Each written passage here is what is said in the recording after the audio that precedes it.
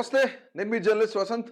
తెలంగాణలో మొత్తం ఇక మున్సిపల్ ఎన్నికలకైతే నగారా మోగింది. ఇక సర్వం సిద్ధమైపోయింది. సో దీనికి సంబంధించి అసలు ఈ యొక్క మున్సిపాలిటీలకు సంబంధించి 116 మున్సిపాలిటీలు అలాగే 7 మున్సిపల్ కార్పొరేషన్లు ఏవైతున్నాయో వీటన్నిటికీ కూడా ఎన్నికలు జరుగుతాయి. ఇందులో ఎంతమంది ఓటర్లు పార్టిసిపేట్ చేయబోతున్నారు? ఇందులో పురుషులు ఎంతమంది ఉన్నారు? మహిళలు ఎంతమంది ఉన్నారు?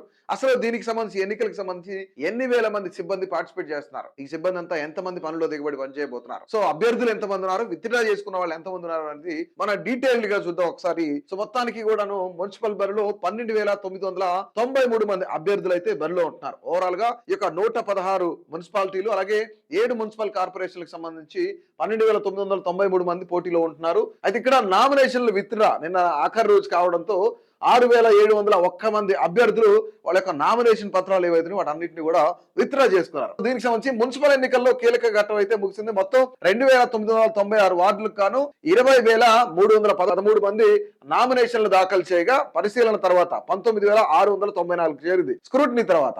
దాని తర్వాత 6,701 మంది ఇవాళ అభ్యర్థులు నామినేషన్లు అయితే ఉపసంహరించుకోవడంతో మొత్తం ఓవరాల్ గా 12,993 మంది బరిలో నిలిచినట్లు ఎన్నికల అధికారులు కూడా ప్రకటించారు. అలాగే స్వతంత్ర అభ్యర్థులకు గుర్తులను సైతం కేటాయించారనమాట. ఎన్నికల ప్రక్రియలో 25% పని పూర్తయిపోయింది. ఏంటి ఇక్కడ స్క్రూటినీ కానీ విత్డ్రాస్ కి సంబంధించి కానీ లేదంటే గుర్తులు కేటాయించడం కానీ మొత్తం ఫైనల్ గా అభ్యర్థులు వీళ్ళు అని ఖరారు చేయడంతో ఒక 25% పని అయితే పూర్తయిపోయింది. రిమైనింగ్ 75% ఏంటి? ఓటింగ్ కి సంబంధించి బ్యాలెట్ బాక్స్లు ఏవైతే వాటన్నింటినీ సక్రమంగా పోలింగ్ కేంద్రాలకు చేర్చాలి, సిబ్బందిని అంతా సెట్ చేయాలి. ఆ తర్వాత ఓటింగ్ ప్రక్రియ ఏదైతే ఉందో ఆ ప్రక్రియ ప్రారంభం అవ్వాలి. దాని తర్వాత మళ్ళీ వాళ్ళు దానికి సీలేసి సో కౌంటింగ్ ఈ ప్రక్రియలన్నీ పూర్తయితే 100% పూర్తయిపోయినట్టు. అయితే పోలింగ్ కు అవసరమైన సిబ్బంది బ్యాలెట్ బాక్సుల కేటాయింపుతో పాటు పోలీస్ బందోబస్తు పైన అధికారులు కూడా దృష్టి పెట్టారు.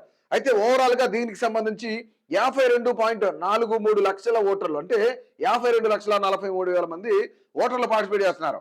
రాష్ట్రంలో 116 మున్సిపాలిటీలు 7 మున్సిపల్ కార్పొరేషన్లకు సంబంధించి ఎన్నికలు జరుగుతుండగా వీటిలో 2,996 వార్డులు అలాగే మొత్తం 52.43 లక్షల ఓటర్లు ఉన్నారనమాట. సో ఇక వార్డుల సంఖ్య వచ్చేసి 2,996 వార్డులు ఉంటే మొత్తం వార్డుల సంఖ్య వీటికి జరుగుతుంటే మొత్తం 52.43 లక్షల మంది 52,43,000 మంది ఓటర్లు అయితే ఇందులో ఉన్నారు.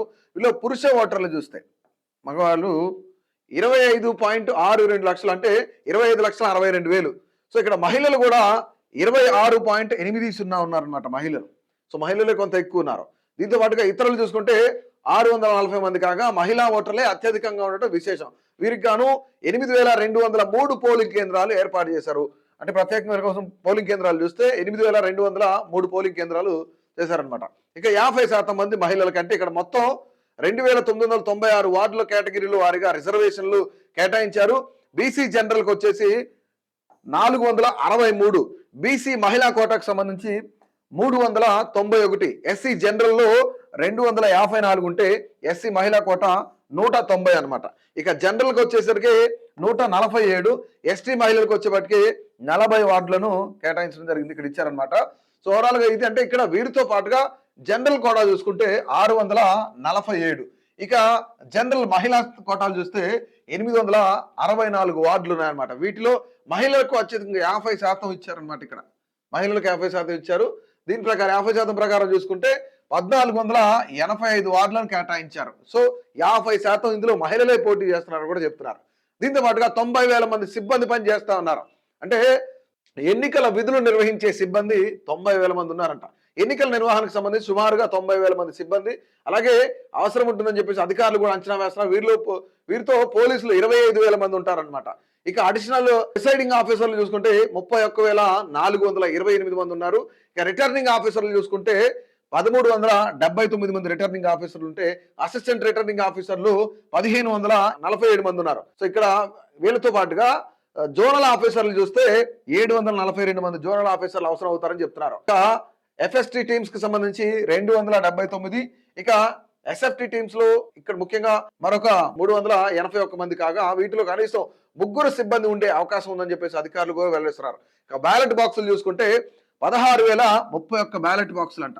బ్యాలెట్ బాక్సులకు సంబంధించి ఎన్నికల్లో 2,996 వార్డులకు సంబంధించి పోటీ చేసిన అభ్యర్థులు 15,000కు పైగా ఉండే అవకాశం ఉందని చెప్పేసి చెప్తున్నారు. ముఖ్యంగా ఇక్కడ అధికారులు కూడా చెప్తున్నారు ఒక్కొక్క వార్డులో అభ్యర్థులతో పాటు కోటాకు కూడా ఉంటుంది కాబట్టి అందులో భాగంగానే మొత్తం 16,031 బ్యాలెట్ బ్యాలెట్ బాక్సులను కూడా వినియోగించాలని చెప్పేసి ఈసీ నిర్ణయించింది. వీటి కోసం 137 స్ట్రాంగ్ రూమ్స్ 137 స్ట్రాంగ్ రూమ్స్ ను కూడా ఏర్పాటు చేశారంట. పోలింగ్ తర్వాత కౌంటింగ్ కోసం ఏర్పాటు చేసిన 136 కేంద్రాలకే ఈ యొక్క బ్యాలెట్ బాక్సులు కూడా తరలించున్నారు. 137 కేటాయిస్తే 137లో 136 స్ట్రాంగ్ రూములకి ఈ యొక్క బ్యాలెట్ బాక్సులన్నీ తరలిస్తారట. సో ఓవరాల్ గా ఇది మున్సిపల్ ఎన్నికలకు మొత్తం అంతా రంగమంతా సిద్ధమైంది. సో దీనికి సంబంధించి 12,993 మంది అభ్యర్థులు అయితే బరిలో ఉన్నారు. సో ఓవరాల్ గా తెలంగాణలో రేపు 11th జరగబోయే ఏదైతే ఎన్నికల ప్రక్రియ ఉందో ఈ ఎన్నికల ప్రక్రియలో ఏ పార్టీ అభ్యర్థులు అత్యధిక స్థానాలు గెలుచుకోబోతున్నారు? కాంగ్రెస్ బలపరిచిన వల్ల, కాంగ్రెస్ నుంచి పోటీ చేసే వాళ్ళ, బీజేపీనా, బీఆర్ఎస్? మీ అభిప్రాయాన్ని అయితే తప్పకుండా కామెంట్ రూపంలో తెలియజేయండి.